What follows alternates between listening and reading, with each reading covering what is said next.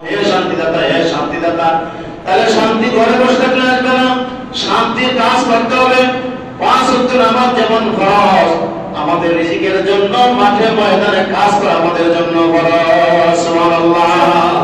আপনার বউজিবু ছেলে মেয়ে আছে না নাই? আরে আছে না নাই? কিন্তু ইসলাম সন্ন্যাসী পছন্দ করে না, বৈরাগী পছন্দ করে না। ইসলাম পছন্দ করে তাদেরকে যারা পরিশ্রম করে, মেহনত করে, যারা খেটে খায়, তাদেরকে আল্লাহ রাসূল সাল্লাল্লাহু আলাইহি ওয়াসাল্লাম পছন্দ করেছেন। জোরে জোরে বলুন সুবহানাল্লাহ। আল্লাহ পাক বলেন, অবশ্যই আমি মানুষকে বানাইছি অতি অবয়ব করে, অতি সুন্দর করে। ও মানুষ, তুমি দেখো না তাকাইয়া, তোমার আমি কত সুন্দর করে বানাইলাম। সুবহানাল্লাহ বলেন। তুম্মা রাদাদনাহু আসফালা সাফিলিন। আল্লাহু আকবার। আল্লাহ পাক বলেন, মানুষের উপরে আমি বানাইছি, মানুষের উপরে আমি তুলেছি। ওয়ালাকাদ কাররামনা বানি আদম, আমি আদমের পদমর্যাদা আমি বাড়াইয়া দিয়েছি। মানুষের দাম বেশি। সুবহানাল্লাহ। মানুষের পদমর্যাদা বেশি। কে বানাইছে? আল্লাহ। আল্লাহ বলেন, বনি আদম সন্তানের দাম আমি আল্লাহ তাআলা নিজে দিয়েছি, সুন্দর করে বানাইছি। তুম্মা রাদাদনাহু আসফালা সাফিলিন।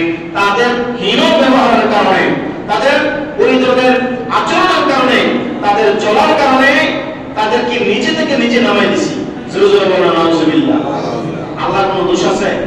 আল্লাহর কোনো দোষ আছে? আল্লাহর কোনো ভুল আছে? নাই।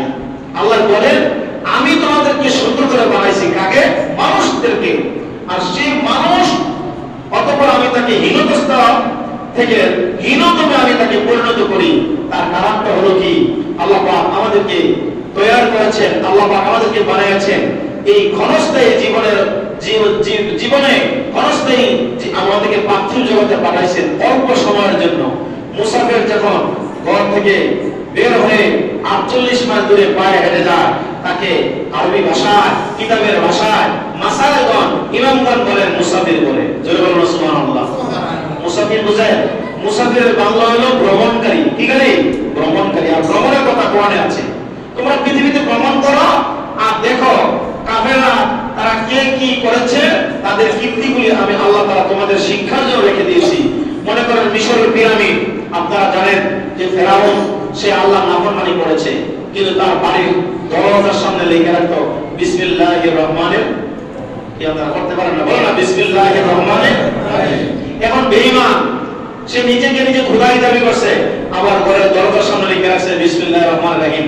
আসলে বিসমিল্লাহির রহমানির রহিমের এত বরকত, এত ফজিলত, বিসমিল্লাহির রহমানির রহিম যে ঘরের দরজা বাড়িতে থাকে বা পড়ে, ওই বাড়িতে শয়তান প্রবেশ করতে কোনো কোলারা আসে না, বিপদ আসে না।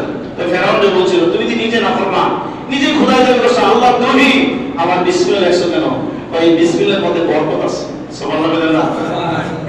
বিসমিল্লাহর মধ্যে কি আছে? বরকত আছে। কত বড় বেঈমান। তুম্মা রাদাদনাহু আসফালা সাফিলিন। অতঃপর আমি ওকে হীনতাগ্রস্তদের হীনতমে পরিণত করি। নিজে সে খোদাই দাবি করছে বটে, আবার তার উম্মতরা তাকে যখন বৃষ্টি হয় না 6 মাস পর্যন্ত, আয়েশা বলল ফেরাউন বাড়িতে আছেন কিনা? ফেরাউন লোক পাঠিয়ে দিয়েছে, বা আমার শরীরটা ভালো না, গিয়া কও। লোকদেরকে বলো তারা কেন আসছে। লোকেরা বলতেছে 6 মাস পর্যন্ত বৃষ্টি হয় না, তুমি খোদাই দাবি করে বসে আছো। সে বলতেছে, ও লোকেরা, তোমরা যদি আমার খোদাই মানো তোমরা আজকে চলিয়া যাও। রাতের বেলা গহীন জঙ্গল গিয়া ফেরাউন নিজে গোড়াগড়ি করতে আছে। নাউজুবিল্লাহ। গোড়াগড়ি করে বলে, আল্লাহ তুমি তো জানো আমি 1 নম্বর খোদা নই, 1 নম্বর খোদা হইয়া তুমি আল্লাহ। দুনিয়াতে খানিক সময়ের জন্য আমার আল্লাহ তাআলা করতাম মনটা চায়। জোরে জোরে বলুন নাউজুবিল্লাহ। মৃত্যু সরে একজন মুসাফির এসে হাজির। কে গভীর রাতে পাহাড়ের পাদদেশে গহীন জঙ্গলের মধ্যে কান্নাকাটি করতে আছেন। ফেরাউন কয়, ও মুসাফির, তুমি আবার কই থেকে ভিক্ষুক এখানে আসলা? আমার কাছে তোমার যদি কোনো সাহায্যের প্রয়োজন হয় আমার বাড়িতে যাইও, মোটা টাকা পয়সা দিয়ে দেব। অনর্থক আমাকে এখানে তুমি বিরক্ত করিও না। আসলে এটা মুসাফির না, আসলে এটা মানুষ না, আল্লাহর দূত ফেরেশতা হযরত জিবরাইল আলাইহিস সালাম। জোরে জোরে বলুন সুবহানাল্লাহ। ওই কেন কান্দে? সে বলতেছে, আল্লাহ অল্প সময়ের জন্য খোদাই টিকে রাখো, নইলে আমারে পরকালে শাস্তি জোরে জোরে নাউজুবিল্লাহ।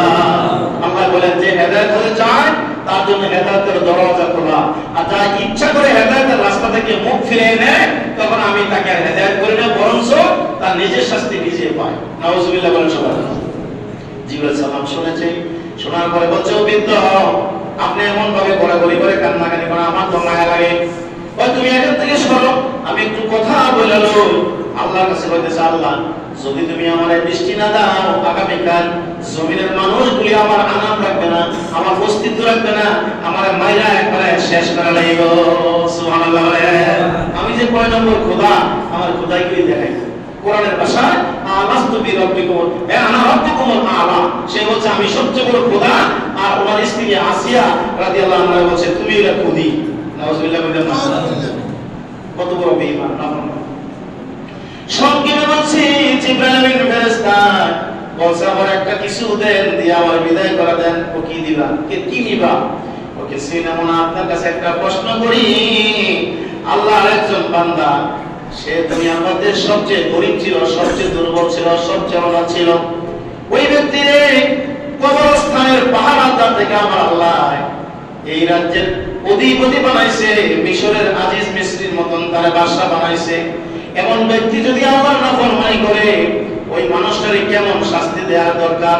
তো ফেরাউন বলতেছে এই সমস্ত মানুষে মিশরের নীল নদীর মধ্যে ডুবে যাওয়া উচিত। মিশরের নীল নদীর মধ্যে ডুবে যাওয়া উচিত। তো মুসাফির বলতেছে আচ্ছা ঠিক আছে, আমাদের পরিচয় দেন। আমার পরিচয় দিয়ে আমার নাই, তোমার যদি কিছু চাওয়ার পর থাকে তো বলেন না, আল্লাহর নাফরমান ওই মানুষটার কিরকম শাস্তি দরকার? মিশরের নীল নদীর মধ্যে ডুবে মারলে তার শাস্তির উপযুক্ত হবে।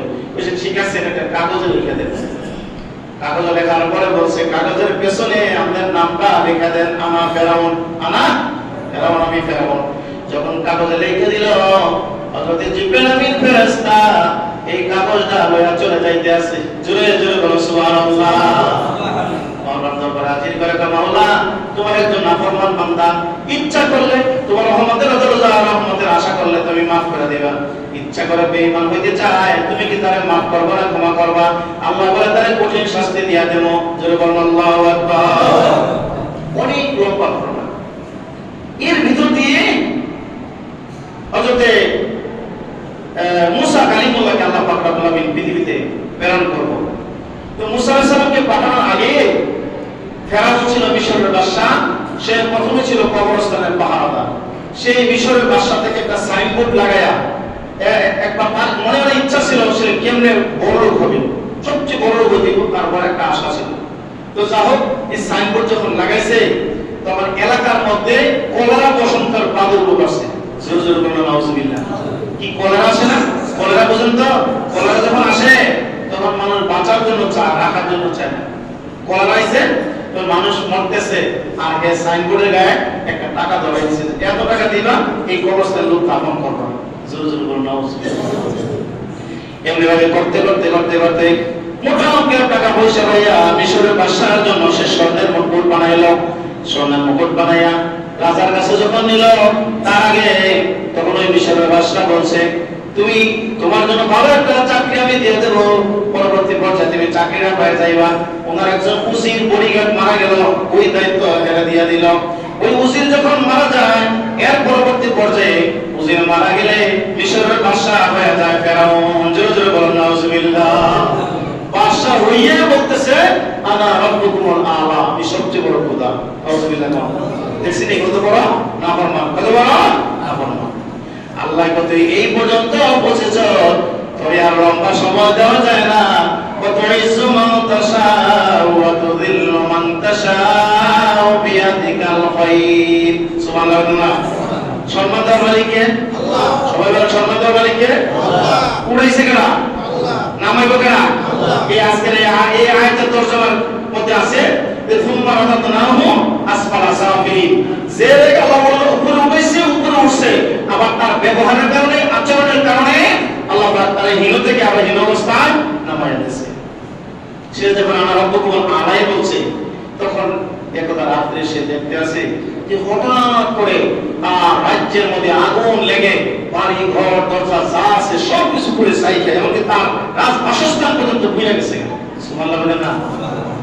গণকের কাছে গেল, জ্যোতির্বিদের কাছে গেল, পরের দিন নিয়ে বলল কি অবস্থা, আমি রাত্রে এমন একটা স্বপ্ন দেখছি। তো আপনার স্বপ্নের যে এই যে ঘটনাটা, এটার অবস্থাটা বেশি ভালো না। সুবহানাল্লাহ বলেন না। তো কি ভালো না? জ্যোতির্বিদরা বলতেছে অচিরে এই রাজ্যে একটা শিশু বাচ্চা আগমন করবে। শিশু বাচ্চাটা আইসা আমাদের হাতে লালিত পালিত হবে, আর আপনার ঘরে বড় হবে, আপনার সাথে যুদ্ধ করবে, এরপর আপনার ধ্বংস করবে। সুবহানাল্লাহ। এবার ফেরাউন বলল আমার রাজ্যে নারী পুরুষ একসাথে আর থাকা যাবে না। পাহারা লাগাই দিল, সৈন্য সামন্ত লাগাই দিল, চতুর্দিক দিয়ে লাগাই দিল। লাগাইতে লাগাইতে লাগাইতে লাগাইতে ফেরাউনের বডিগার্ড ছিল হযরত মূসা আলাইহিস সালামের পিতা ইমরান। যেরকম সুবহানাল্লাহ। ওই ইমরান, মূসা আলাইহিস সালামের মায়ের নাম হলো খাতুন, ইমরান হলো ফেরাউনের বডিগার্ড। ফেরাউন একদিন এমন ভাবে বিভোর ভাবে ঘুমায়, মূসা আলাইহিস সালামের মাথা তার স্বামীর কাছে গেল। স্বামী স্ত্রী দুইজনের মধ্যে অতীত হয়ে গেল, সহবাস হয়ে গেল, মিলন করা হয়ে গেল। আল্লাহর কুদরতে মূসা আলাইহিস সালাম মায়ের রহমের মধ্যে চলে গেলেন। সুবহানাল্লাহ বলেন না। আল্লাহ পারেনি, ফাআলুল লিমা ইউরিদ, আল্লাহ যা ইচ্ছা তাই করতে পারে। মূসা আলাইহিস সালামের মা বাড়িতে চলে গেল, এদিকে ইমরান ফেরাউনের বডিগার্ড হিসেবে কাজ করতে আছে। এক পরের দিন আমার ফেরাউন সত্য থেকে একই অবস্থা। লোকদেরকে বলে তোমরা কি পাহারা দিতেছো, বুঝতে পারলাম না, যদি আমার রাজ্যে কোনো গর্ভবতী মহিলা থাকে মেরে ফেলো। নাউজুবিল্লাহ বলেন। এবার তো সে করব গর্ভবতী মহিলা মারতে মারতে রে ফেরাউন আবার স্বপ্নে দেখে যে ওই বাচ্চা পৃথিবীতে এসে ফেলেছে। সুবহানাল্লাহ। জন্ম হয়ে গেছে, মানে সময় তো লম্বা, জন্ম হয়ে গেছে। এবার ফেরাউন নির্দেশ করলো এবার শিশু বাচ্চা প্রথম থেকে শুরু করে 6 মাস পর্যন্ত যত বাচ্চা পাও সব শিশু মেরে ফেলো। জোরে জোরে বলুন নাউজুবিল্লাহ। ওই মূসা আলাইহিস সালাম যেদিন রাত্রিতে পৃথিবীতে আগমন করলেন, খবর হয়ে গেল ফেরাউন নির্দেশ করেছে কোন বাচ্চা পাইলে মেরে ফেলবে। মূসা আলাইহিস সালামের মা গর্ভে বাচ্চা দুনিয়াতে আসার পরে ফেরাউন যখন লুকটুক লাগাই দিল, সব জায়গায় যাইতে আছে।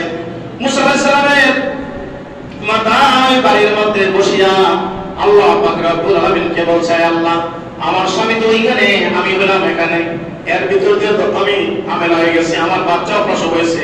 ফেরাউন বলছে শিশু বাচ্চা 1 থেকে 6 মাসের পাইলে মেরে ফেলবে। এখন আমার বাচ্চার কি হবে, কি উপায়, আমার বাবা হবে কি উপায়? আল্লাহ রাব্বুল আলামিন বলেছেন ওয়া মাইয়াতাওয়াক্কাল আলাল্লাহি ফাহুয়া হাসবুহু, যারা আমি আল্লাহর প্রতি ভরসা রাখে, আমি আল্লাহর প্রতি নির্ভর করে, আমি আল্লাহ রাব্বুল আলামিন তাদের জন্য যথেষ্ট হয়ে যায়। জোরে জোরে বলুন সুবহানাল্লাহ। কার উপরে ভরসা করছে? কি আপনারা কি আমার কথা বুঝেন না? আওয়াজ দিয়ে কার উপরে ভরসা করছে? ভরসা করেছে। এরপরে বাড়ির কাছে পরের দিন সকালবেলায় অতি নিকটে ফেরাউনের লোক আইসা বলতেছে এই বাড়িতে কোনো লোক আছে কিনা, পুরুষ লোক আছে কিনা। মূসা আলাইহিস সালামের মা ঘর থেকে বের হয়ে দরজার পাশে যাওয়ার আগে ভয়ে আতঙ্কিত হইয়া মূসা আলাইহিস সালামকে আগুনের চুলার মধ্যে ফেলাইয়া উপর দিয়ে একটা ঢাকনা দিয়া দেখছি দিয়া তাকিয়ে রাখছে। আল্লাহ আমার বাচ্চা যদি মারা যায়, এই সন্তান শুধুমাত্র অনেকদিন পর একটা বাচ্চা হয়েছে, বাচ্চা যদি মারা যায়, বাচ্চার হাড় হাড্ডি যদি আমি পাই, তার হাড় হাড্ডি গুলি গলার মধ্যে আমি তাবিজ বানাইয়া অর্থাৎ স্মৃতি হিসেবে আমি গলার মধ্যে ঝুলাইয়া রাখবো। জোরে জোরে বলুন সুবহানাল্লাহ। আসলে তো মত না, আসলে কি হায়াতের মালিক কে? মওতের মালিক কে? আল্লাহ যারে রাখে তাকে কেউ মারতে পারে না, আল্লাহ যারে মারে তারে কেউ রাখতে পারে না। সুবহানাল্লাহ। মূসা আলাইহিস সালাম দৌড়ে গিয়ে কয় তোমরা কারা গো, আমার বাড়িতে আসছো, আমার সন্তান আসবে কেমন করে, আমার স্বামী তো বাড়িতে নাই। ফেরাউনের লোকেরা কয় ঠিকই তো, আল্লাহ করবে না, ঠিকই তো, যেই বাড়িতে পুরুষ লোক নাই ওই বাড়িতে ঢোকার কোনো দরকার নাই, আসো আসো আমরা তাড়াতাড়ি ফিডব্যাক করে চলে আসো, আমরা চলে যাই অন্য বাড়িতে যাই। আসলে আল্লাহর পয়গম্বর মূসা আলাইহিস সালাম এই বাড়িতে আসে না নাই? আছে না নাই?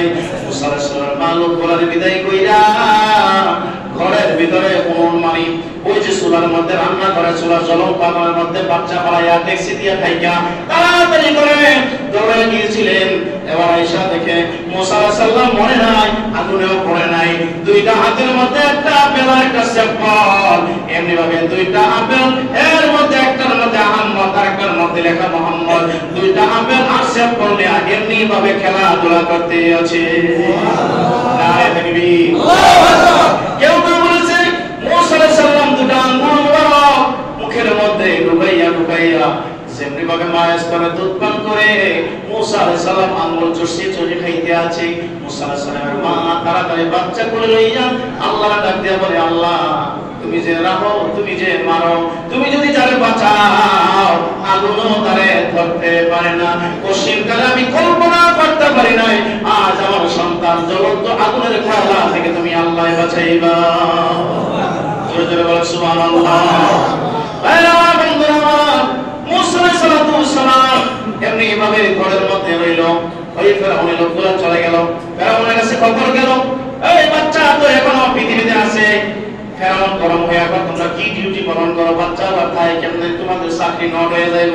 জ্যোতির ভিতরে বারবার কয় বাচ্চা আস্তে আস্তে করে বড় হইতে আছে। সুবহানাল্লাহ। মুসা আলাইহিস সালামের মা আল্লাহর ডাক দেন, আল্লাহ এই বাচ্চার জামিনের জিম্মাদার কেমনে নেব, এই বাচ্চার কেমনে লালন পালন করব, আজকে না আগুনের থেকে বাঁচাইয়া দিলাম, আরেকবার যদি আসে, আরেকদিন আসে, আল্লাহু আকবার বলেন, আরেকবার যদি আসে আমি কি করব।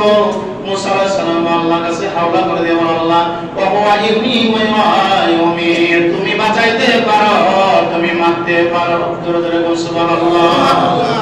এবার ফেরাউন লোক লাগাইল রে, তন্ন তন্ন তিল তিল করে গ্রামে গ্রামে শহরে এলাকা শুরু করে, পুরো রাজ্যে তালাশ শুরু করলো, কিন্তু বাচ্চা যা আছে ফেরাউনের লোকেরা তারা আর দেখতে পায় না।